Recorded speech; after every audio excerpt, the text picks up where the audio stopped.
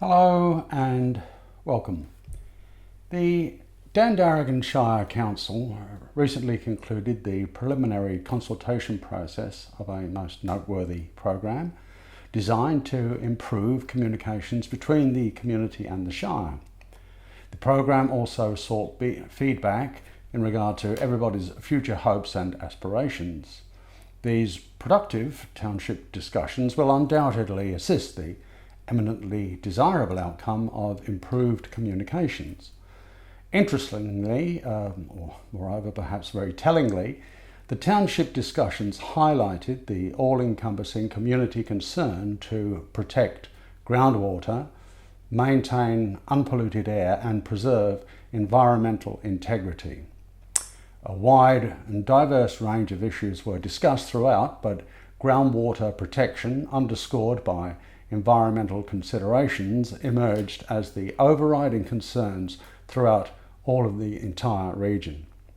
It is therefore sincerely hoped that Council will now agree this pivotal aspect should be accorded the utmost priority and do what we've requested for the past couple of years, and that's to take a resolute stand against fracking.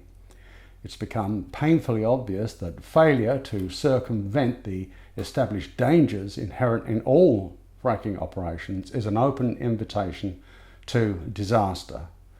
Non-action will gravely imperil all future planning, citing the disastrous consequences that are always, without exception, inflicted through this ruinous process. I deeply regret to report that already air quality is being polluted by high vent gas flaring at the Badgingarra Warrow drill sites that continue discharging uncontrolled volumes of highly carcinogenic volatile organic compounds into the atmosphere. This takes place in spite of Transurb Energy being emphatically denied social licence.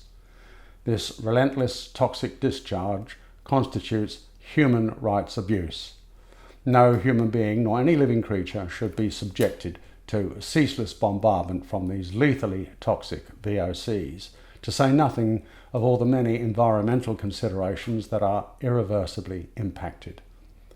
Abundant evidence and witness testimony, reinforced by endless case histories throughout the entire world, undeniably confirm that fugitive emissions and subsequent groundwater contamination are a 100% guaranteed consequence of fracking. Along with countless other unacceptably ruinous impacts, these unavoidable fugitive emissions unfailingly occur at all fracking operations. Government and industry have consistently lied about these catastrophic aspects in disregard of the incontestable proof that is readily obtainable through even the most cursory investigation. There can be no doubt as to the extent of this calculated deception, whereby had Council been honestly apprised of the devastating facts, one hopes it would have immediately supported the established community opposition to fracking. This massive and ever-growing body of condemnatory evidence has banned fracking in Europe, and common sense dictates it should compel the same imperative precautionary principle of banning it here in Australia. Exponentially increasing international pressure demands its criminalisation, pursuant to its chronic health impacts including respiratory diseases, torturous skin rashes, cancers, reproductive disorders, and alarmingly low birth rates.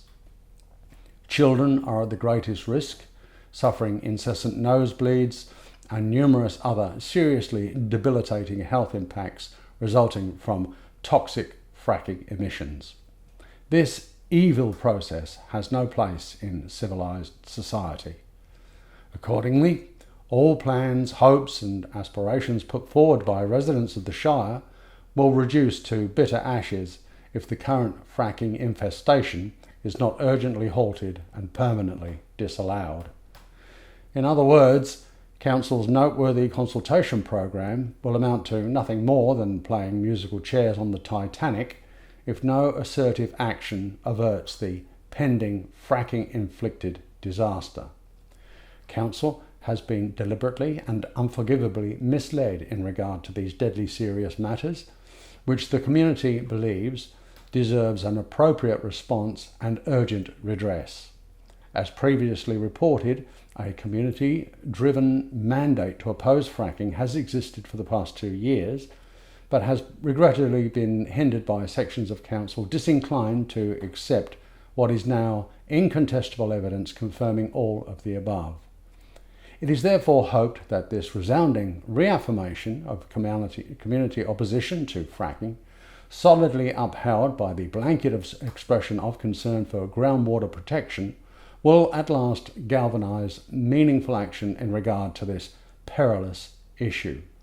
We are fast running out of time. Thank you for watching.